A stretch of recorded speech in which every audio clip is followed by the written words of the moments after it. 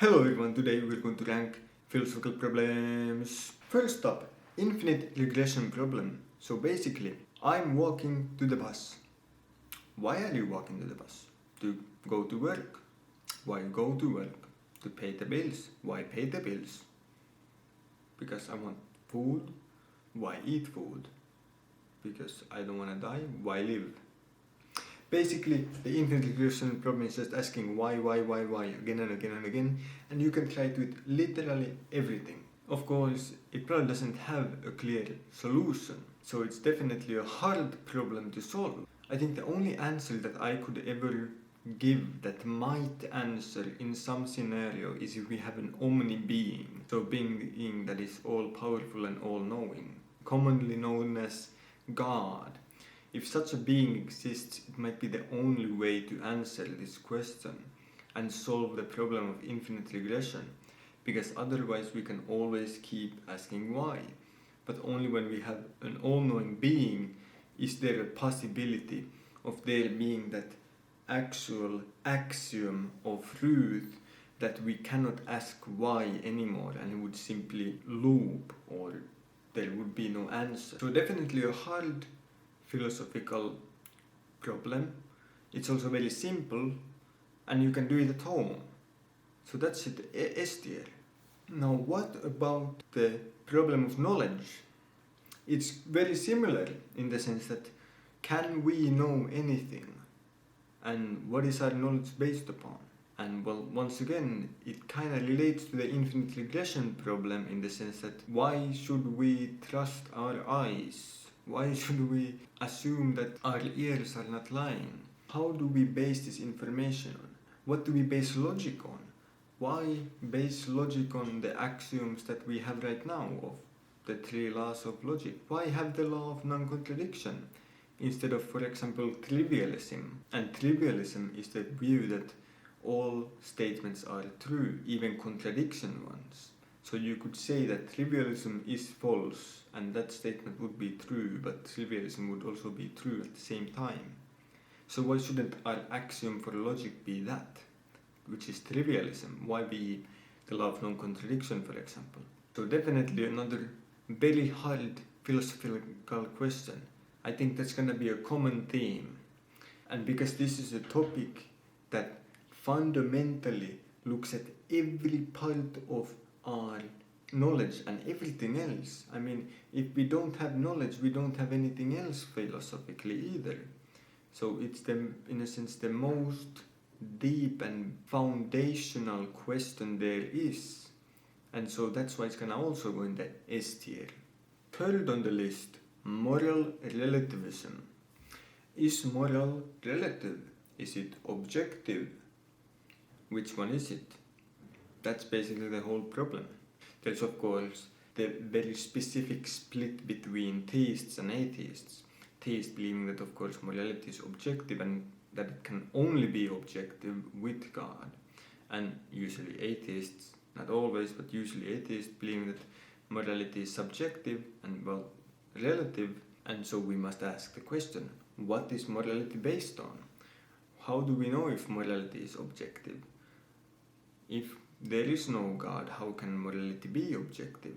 I mean, surely if God exists, then morality can be objective because an all-powerful being should have the power to define morality, right? I mean, that's a part of all-powerful. There's a lot of questions here, and it's another one of those where it requires probably 10 hours to go through. But, well, we don't have 10 hours, so we're gonna throw that in the B tier. Now, the problem of other minds. How do you know that I have a consciousness? That I am not an NPC? How do you know that I have a mind? That I have any conscious activity? That I'm sentient? How do you know that? Is it even possible for you to know that? This is the problem with other minds. We can only, in a sense, witness our own thoughts and our own mind, and we can never witness the minds of others and experience them. And so, how do we know that they even exist? Now, you could just say that, well, I do have a mind, But isn't that exactly what an NPC would say? Exactly. Even though it's a hard question, I feel like it's one of those where nobody really cares. It's just not that fundamental of a philosophical question. Of course, it has effects on, for example, morality. Well, if we don't know if people have a minds and they are even real sentient beings, are they moral agents? Like, of course, there's these things, but overall, it's not as pressing as some of the other questions and problems. And I feel like most people like just don't care. Like, oh, even if other people wouldn't have a consciousness, you wouldn't care because people act like if they had a consciousness, and that's basically all you need. Of course, there's a billion different positions that you can take, just like with every single one of these. I'm gonna put this in the C tier. Next up, problem of induction. So basically, how do we know that gravity or the laws of physics or anything will work the next 2 seconds? It seems that they keep working. But that's no proof that they will continue to keep working as they have used to. I mean, we can say that, oh, because something worked the same way 13 billion years, surely it must continue to act the exact same way in the future. But that's no proof. Sure, it's evidence, but it's no proof. And that's the problem of induction. How do we know that things will continue to keep acting the same way as they have acted before? Especially the laws of physics. Like, what if gravity reverses? Instead of things pulling each other, they push each other. What if gravity changes a bit? It's not as strong as it used to be. I mean, what's that gonna do? How do we actually prove that that won't happen? Even though it's very intuitive, just act like it's not gonna happen and to keep living normally, it still is in a sense a possibility, and we have no way to prove it wrong. And it might always be that way, except if we come up with some genius law of the universe, some theory of everything. Now, this is like a good way to prove to people that we don't actually have as much of a knowledge as we think we have. And our knowledge is not as certain as we think it is. I think it's one of those good philosophical thoughts you just give to people, and then they're like, oh yeah, I guess our ideas aren't just absolute like we usually act like. And in a sense, it has good value, especially in philosophical conversation. And so, out of that, and just personal liking to it, I'm gonna put it in the A tier. Next up, the problem of evil. Well, my personal opinion of this is that it's not a real problem at all. Because if we look at the world, and let's assume that it's naturalistic, that there is no God, it's simply material. Everything is simply atoms and electrons. There is no evil in atoms and electrons. Everything, absolutely everything, from things that you consider evil, like crime, to things that you consider good, like charity, all of those things are simply the exact same identical thing, which is atoms exchanging electrons. And so there is no such thing as evil or good. No such thing actually exists. And so if there is evil, then surely there is some higher being. If there is no evil, which is a totally fine position to take, you can't really say that, well, this evil disproves God. Because, well, if there is no God, then how can there be evil? You see, this is why I personally don't really see the problem of evil as a very big problem at all. And of course, there's many other counterpoints like, hey, how am I supposed to understand an all-knowing being? I mean, sure, it can feel like, because I feel like something is wrong, then it surely must be, but how do I know for certain? I think it goes back to the problem of induction. I mean, we don't have absolute knowledge. So how can I absolutely say that this thing is evil? Now, of course, these are just philosophical thinkings, and you can have your own opinions. But I personally do not think that the problem of evil is a very big problem at all. So I want to put that in the D tier. Next, ship of Theseus. Now this is actually a really good one. So ship of Theseus is basically, there was this famous ship, a field warship, and one at a time its rotten planks got changed out until there was none of the original planks left, and every plank was replaced. And now all the old planks were used to make another ship, and now there's two ships. And now which one is the real ship of Theseus? The one which slowly had every plank rechanged, or the one made out of the old planks? Of course there's a few other versions, but basically the idea is the same.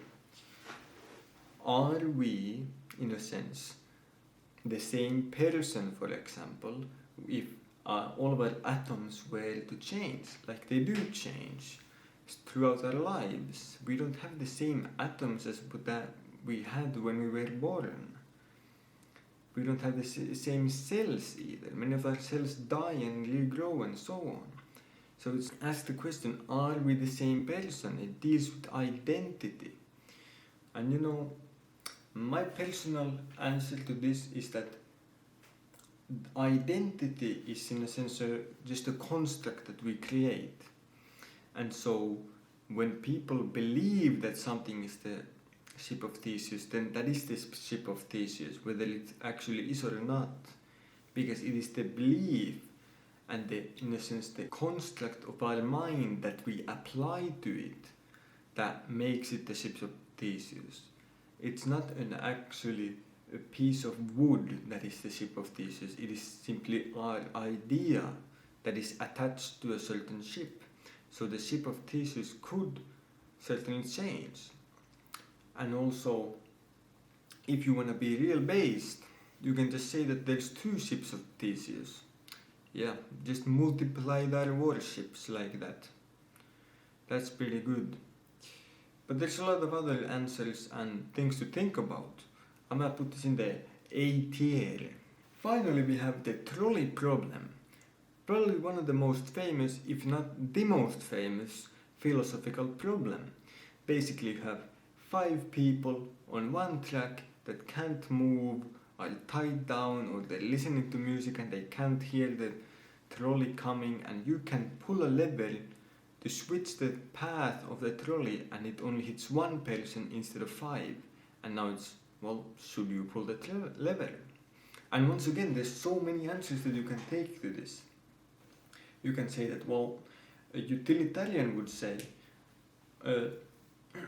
one life is worth less than 5 lives, so of course you could. Another person could say that, well, what if there's legal consequences to pulling the lever? I don't want to go to prison, so I'm not gonna pull the lever. Another person could say that, well, the one person on the other track didn't make a mistake. He chose, in a sense, the right track to be on, and he shouldn't be punished for doing the right thing. And the other people made a mistake, so in a sense, they deserve to die more than the other ones. And so there's a lot of different ways that you can look at this. And well, it's famous for a reason. It's a bit funny, it's a bit interesting, but deep down there you can get a lot of good thoughts and conversations about it. So I'm gonna put that in the S tier, also for meme value. Now, there's a lot more philosophical problems out there, so don't worry. You can go and solve even more of them if you solved every single one of these already. And so if you wish to see even more of philosophical problems ranked and hear my humble opinion on them, be sure to let me know. But thanks for watching and have a great day.